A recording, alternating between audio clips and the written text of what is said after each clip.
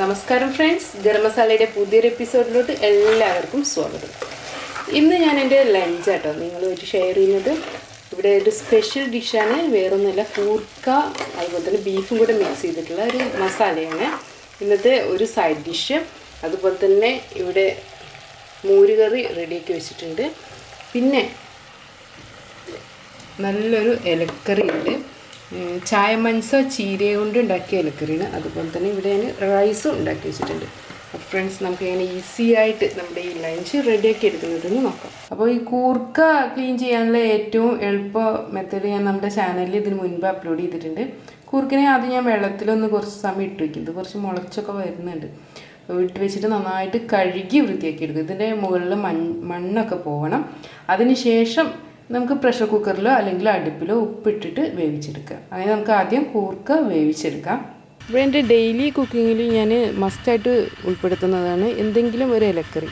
ഇന്ന് ചായമൻസയുടെ ഇല കൊണ്ടുള്ള ഒരു തോരനാണ്. അപ്പോൾ നമുക്ക് ചായമൻസ പരട്ടാം. ഇന്നത്തെ കുക്കിംഗ് മുഴുവൻ ഞാൻ അടുപ്പിൽ ചെയ്യാനായിട്ട് വിചാരിച്ചിട്ടുള്ളത്. വിറകടുപ്പിൽ ഒരടുപ്പിൽ നമ്മൾ ചോറിനുള്ള വെള്ളം ഞാൻ വെച്ചിട്ടുണ്ട്, തിളച്ച് വരുന്നേ ഉള്ളൂ. ഇവിടെ ഞാൻ അടുപ്പ് കത്തിച്ചിട്ടുണ്ട്. നമ്മുടെ ചായമൻസ നമുക്ക് കുക്ക് ചെയ്യാം. ചീര തോരൻ കേട്ടോ. അപ്പോൾ നമ്മുടെ പാൻ ചൂടായി വന്നിട്ടുണ്ട്. ഇതിലോട്ട് നമുക്ക് വെളിച്ചെണ്ണ ഒഴിക്കാം. ഇത് ഞാൻ മില്ലിൽ തന്നെ ആട്ടിയെടുത്ത വെളിച്ചെണ്ണ കേട്ടോ, വീട്ടിൽ തന്നെ ഉള്ള തേങ്ങ ഉപയോഗിച്ചിട്ട്. അപ്പോൾ കുറച്ച് ഹെൽത്തി ലിവിങ് പ്രാക്ടീസ് ആയതുകൊണ്ട് തന്നെ ആ കാര്യങ്ങളിലൊക്കെ, ഓയിലിൻ്റെ കാര്യങ്ങളിലൊക്കെ പ്രത്യേകം ശ്രദ്ധിക്കാറുണ്ട്. അപ്പോൾ ഇനി നമ്മുടെ എണ്ണ ചൂടായി വരട്ടെ. ചൂടായ എണ്ണയിലോട്ട് വേണമെങ്കിൽ നമുക്ക് കടുക് ചേർത്ത് പൊട്ടിച്ചെടുക്കാം. എന്നാൽ ഞാൻ ഈ തോരനിൽ കടുക് ചേർക്കുന്നില്ല കേട്ടോ. ഇവിടെ ഞാനൊരു അര സവാള സ്ലൈസ് ചെയ്തെടുത്തിട്ടുണ്ട്. അതുപോലെ ഒരു 5-8 വെളുത്തുള്ളി എടുത്തിട്ടുണ്ട്, ഒന്ന് ക്രഷ് ചെയ്തെടുത്തിരിക്കണം. പിന്നെ ഇവിടെ ഞാനിപ്പോൾ എടുത്തിട്ടുള്ളത് കാന്താരി മുളകാണ്. അത്യാവശ്യം എരിവിന് എടുക്കാം. ഇനി പച്ചമുളകാണെങ്കിൽ 1-2 ഒക്കെ എടുത്താൽ മതി കേട്ടോ. ഇനി ഇത് ചൂടായ എണ്ണയിലോട്ട് മാറ്റാം. നന്നായിട്ടൊന്ന് വഴറ്റിയിടും. ബ്രൗൺ നിറം ആവുമൊന്നും വേണ്ട. ഞാൻ നേരത്തെ പറിച്ചു കൊടുത്തിട്ടുള്ള ചായമൻസയാണ്. നന്നായിട്ട് കഴുകിയതിന് ശേഷം ഞാൻ ചെറുതായിട്ട് കട്ട് ചെയ്തെടുത്തിട്ടുണ്ട്. ഇനി നമുക്ക് ഈ ചായമൻസ ഈ പാനിലോട്ട് ചേർക്കാം. നന്നായിട്ടൊന്ന് വഴറ്റിയെടുക്കാം കേട്ടോ. ഈ ചായമൻസയ്ക്ക് വേവ് അധികമായിരിക്കും. ഇതിൻ്റെ ടേസ്റ്റ് എന്ന് പറയുന്നത് നമ്മുടെ പയറിലയുടെയൊക്കെ ഒരു ടേസ്റ്റ് ആയിരിക്കും. പയറിലയും തന്നെ വെന്ത് വരാൻ ഒരുപാട് ടൈം എടുക്കുമല്ലോ. അപ്പോൾ നന്നായിട്ട് വഴറ്റിയെടുക്കാം. ഇത് പറയാറ് അടുപ്പിലൊരു അരമണിക്കൂറൊക്കെ കിടന്ന് കുക്കായി വരണമെന്നാണ്. അപ്പോൾ ഞാൻ കുക്കറിലാട്ടോ വേവിച്ചെടുക്കാറ്. ഇതിന് മുൻപ് ഞാൻ അങ്ങനെ ഒരു വീഡിയോ ചെയ്തിട്ടുണ്ട്. അപ്പോൾ അടുപ്പിലാവുമ്പോഴേ ഞാൻ നന്നായിട്ട് വെള്ളം ഒഴിച്ചിട്ട് അത്യാവശ്യം വേവിച്ചെടുക്കുക തന്നെ ചെയ്യും. പിന്നെ തുറന്ന് വെച്ച് വേവിച്ചെടുക്കണം എന്നൊക്കെ പറയുന്നത്. ഇതിലൊരു ടൈപ്പ് പാലുണ്ടായിരിക്കും, ആ പാലിന്ന് പോകണം. അതുപോലെ സയനൈഡിൻ്റെ കണ്ടൻറ്റ് ഉണ്ടെന്നൊക്കെ പറയുന്നുണ്ട്. അപ്പോൾ എല്ലാം പോകുന്നതിന് വേണ്ടിയിട്ടാണ് അങ്ങനെ ചെയ്യുന്നത്. വെള്ളം ഒഴിച്ചു. ഒരു 10-15 മിനിറ്റോളം കിടന്ന് കുക്കാനുള്ള വെള്ളം ഒഴിക്കുന്നുണ്ട് കേട്ടോ. ഇനി ഇത് ഇങ്ങനെ കിടന്ന് കുക്കായി വരട്ടെ. ഒന്ന് വെള്ളം വറ്റി വരുമ്പോൾ നമുക്ക് ഉപ്പ് ചേർക്കാം.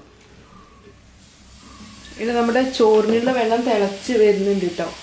അപ്പോൾ ഇവിടെ ഞാൻ അരി എടുത്തിട്ടുണ്ട്, മട്ടരി എടുത്തിട്ടുള്ളത്. മട്ടരിയുടെ മുകളിൽ റെഡ് ഓക്സൈഡിൻ്റെ ഒരു കവറിങ് ഉണ്ടാവുമല്ലോ അധികം. ഈ മട്ടരിനെ ഞാൻ 2 മണിക്കൂർ മുമ്പേ സോക്ക് ചെയ്യാൻ വേണ്ടി വെച്ചിട്ടുണ്ട്. 1 നാഴി അരി എടുത്തിട്ടുള്ളത്. ഈ സോക്ക് ചെയ്ത അരിയിൽ നിന്ന് വെള്ളം കളഞ്ഞതിന് ശേഷം ഈ തിളച്ച വെള്ളം ഞാൻ ഇതിലോട്ട് ഒഴിക്കുകയാണ്. നന്നായിട്ടൊന്ന് കഴുകിയെടുക്കണം. ഒന്ന് ഇളക്കിയാൽ തന്നെ ഇപ്പോൾ കണ്ടില്ലേ, നല്ല വൈറ്റ് കളറായിരുന്നു. ഞാൻ ഒരു പ്രാവശ്യം വാഷ് ചെയ്തപ്പോൾ തന്നെ ഈ മട്ടരി. പക്ഷേ ഇപ്പോൾ വീണ്ടും ചൂടുവെള്ളത്തിൽ കഴുകിയപ്പോൾ പിന്നെയും വെള്ളം കണ്ടില്ലേ, റെഡ് കളറായി വന്നു. അത് നമുക്ക് ഈ വെള്ളം കളയാം. ഇതേപോലെ 2-3 തവണ നമുക്ക് ഈ അരി കഴുകിയെടുക്കണം കേട്ടോ. എന്നാലേ ഉള്ളൂ നമുക്ക് പ്യുവറായിട്ടുള്ള അരി കിട്ടുക. അല്ലെങ്കിൽ ഒരുപാട് കെമിക്കൽസൊക്കെ ആഡ് ചെയ്ത അരി നമ്മൾ ഡെയിലി കഴിക്കേണ്ടി വരും. ഇനി അരിക്ക് എന്തെങ്കിലും സ്മെല്ലൊക്കെ ഉണ്ടെങ്കിൽ ഇങ്ങനെ 2-3 പ്രാവശ്യം കഴുകി എടുക്കുമ്പോൾ ഇതിൻ്റെ സ്മെല്ലൊക്കെ പോകും. അപ്പോൾ ഇങ്ങനെ 2-3 പ്രാവശ്യം നമുക്കിത് കഴുകിയെടുക്കാം. 3 പ്രാവശ്യം കഴുകിയ അരിനെ ഞാൻ തിളച്ച വെള്ളത്തിലോട്ട് ചേർക്കുകയാണ്. വെള്ളം തിളച്ചതായതുകൊണ്ട് ഇനി പെട്ടെന്ന് തന്നെ വെന്ത് വന്നോളും. ഞാൻ ഡെയിലി അടുപ്പിലൊന്നും ഇല്ല കേട്ടോ കുക്ക് ചെയ്യാറ്. എൻ്റെ ടൈമിനനുസരിച്ച് ചെയ്യാറ്. ഞാൻ തീ ഒന്ന് കത്തിച്ചു കൊടുത്താൽ മതി, അരി അങ്ങനെ കിടന്ന് കുക്കായിക്കോളും. ഇപ്പോൾ നമ്മുടെ ചീരയിലെ ഒരുവിധം വെള്ളമൊക്കെ വറ്റിയിട്ടുണ്ട് കേട്ടോ. ഇനി നമുക്കിതിലോട്ട് തേങ്ങ ചേർക്കാം.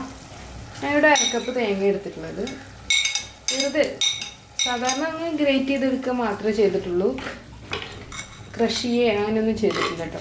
ഇതിലോട്ട് നമ്മൾ ഉപ്പ് ചേർത്തിട്ടില്ലല്ലോ, നമുക്ക് കുറച്ച് ഉപ്പ് ചേർക്കാം.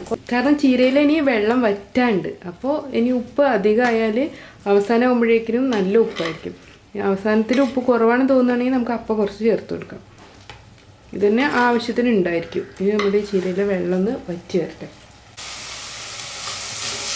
നമ്മുടെ തോരൻ റെഡി ആയിട്ടുണ്ട് കേട്ടോ. നല്ല ഡ്രൈ ആയി വന്നിട്ടുണ്ട്. ഉപ്പൊക്കെ കറക്റ്റാണ്, വേറെ ഉപ്പൊന്നും ആഡ് ചെയ്യേണ്ടി വന്നിട്ടില്ല. അപ്പോൾ നമുക്ക് ഈ പാന് മാറ്റാം. അടുത്തതായിട്ട് നമുക്ക് ഒഴിച്ച് കറിയാണ് ഞാൻ ഉണ്ടാക്കുന്നത്. ഒരു മോരൊഴിച്ച കറിയായിട്ട് ഉണ്ടാക്കുന്നത്. പുളിശ്ശേരി പോലെയുള്ളൊരു കറിയാണ്. അപ്പോൾ ഇവിടെ ഞാൻ എടുത്തിട്ടുള്ളത് വാഴക്കയുടെ പീസ് എടുത്തിട്ടുണ്ട്. ചേനയുടെ വിത്തുകളാട്ടോ ഇത് എടുത്തിട്ടുണ്ട്. ഇതൊരു ചേനയുടെ പീസ് ഉണ്ടായിരുന്നു. അതുപോലെ ചേമ്പിൻ്റെ കുറച്ച് പീസുകളുണ്ട്. കുറച്ച് കറി ഉണ്ടാക്കുന്നുള്ളൂ, കുറച്ച് എടുത്തുള്ളൂ. എല്ലാം കൂടെ ഒരു കപ്പ് ഉണ്ടായിരിക്കും. അപ്പോൾ ഇതിലോട്ട് നമുക്ക് വെള്ളം ഒഴിക്കാം. നന്നായിട്ട് കഴുകി വൃത്തിയാക്കി വെച്ചതാണ് കേട്ടോ. ഇതിലോട്ട് ആവശ്യത്തിന് മഞ്ഞൾപ്പൊടി ചേർക്കാം. ഒരു 1/4 ടീസ്പൂണിൻ്റെ മുകളിലായിട്ട് 1/2 ടീസ്പൂണോളം ചേർത്ത് കൊടുക്കാം. ആവശ്യത്തിന് ഉപ്പ് കൂടെ ചേർത്തിട്ടുണ്ട്. നന്നായിട്ട് മിക്സ് ചെയ്യാം. ഇനി നമുക്കിത് അടുപ്പിൽ വെച്ചിട്ട് വേവിച്ചെടുക്കാം. ഇനി നമ്മുടെ കറിക്കുള്ള പീസസ് കുക്കായി വരട്ടെ. നമ്മുടെ കറിയിലോട്ടുള്ള അരപ്പ് ഞാനിവിടെ റെഡിയാക്കി എടുത്തിട്ടുണ്ട്. ഇവിടെ ഞാൻ 1/2 കപ്പ് തേങ്ങ എടുത്തിട്ടുണ്ട്. തേങ്ങയിലോട്ട് 1/2 ടീസ്പൂൺ നല്ല ജീരകം, പിന്നെ 2 ചെറിയുള്ളി, ഒരു 3-4 വെളുത്തുള്ളി, പിന്നെ കുറച്ച് പച്ചമുളക്. നമുക്ക് എത്രത്തോളം എരിവ് വേണം അതിനനുസരിച്ച് 1-2 പച്ചമുളക് ചേർക്കാം. അത് കൂടാതെ തന്നെ ഞാൻ ഇതിലോട്ട് ഒരു 5-6 കുരുമുളക് കൂടെ ചേർക്കുന്നുണ്ട്. കുരുമുളക് ചേർത്താൽ വേറൊരു ടേസ്റ്റ് ആയിരിക്കും. അപ്പോൾ നമുക്ക് ഇത് വെന്ത വെജിറ്റബിൾസിലോട്ട് ചേർക്കാം. പിന്നെ ഞാനിത് അരച്ചെടുത്തിട്ടുള്ളത് മോരിലാണ്. ഇപ്പോൾ നമ്മുടെ വെജിറ്റബിൾസ് കുക്കായിട്ടുണ്ട് കേട്ടോ. ഇതിലോട്ട് നമ്മൾ നേരത്തെ റെഡിയാക്കി വെച്ചിട്ടുള്ള തേങ്ങയുടെ അരപ്പ് ചേർക്കാം.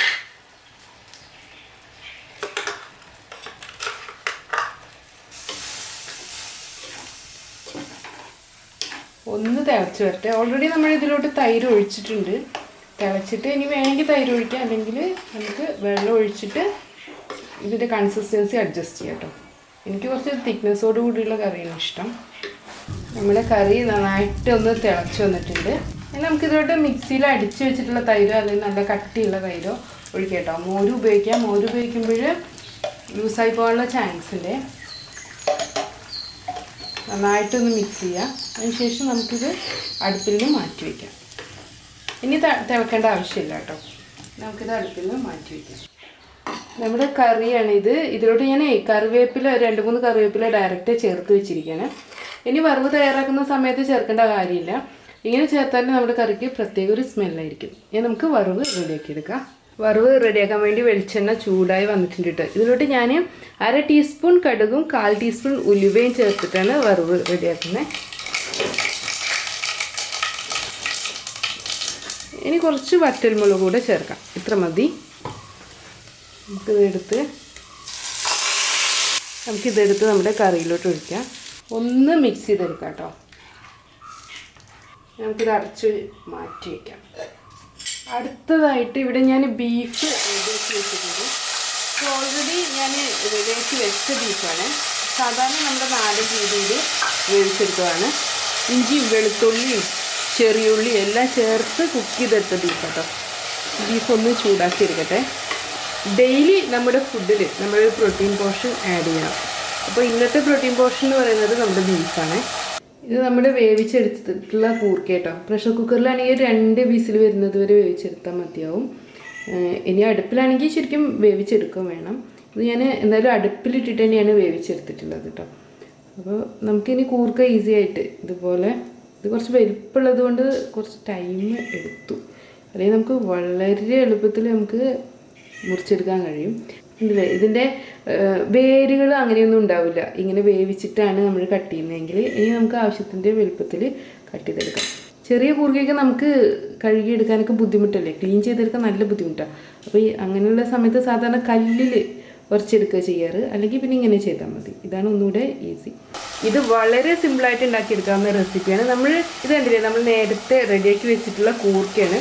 ഈ കൂർക്ക ഈ ബീഫിൻ്റെ ഗ്രേവിയിലോട്ട് ചേർക്കുകയാണ്. 1 കപ്പ് ബീഫ് ഉണ്ട് കേട്ടോ. ഇത് നന്നായിട്ട് മിക്സ് ചെയ്തെടുക്കാം. ഓൾറെഡി കൂർക്ക വെന്ത് വന്നിട്ടുണ്ട്. ഉപ്പ് ചേർത്തിട്ട് വേവിച്ചെടുത്തതുമാണ്. ഇനി മസാലയ്ക്കൊന്ന് പിടിക്കുന്നതിന് വേണ്ടിയിട്ട് നമുക്ക് ഇതിലോട്ട് 1/4 കപ്പ് വെള്ളം ഒഴിച്ചേക്കാം.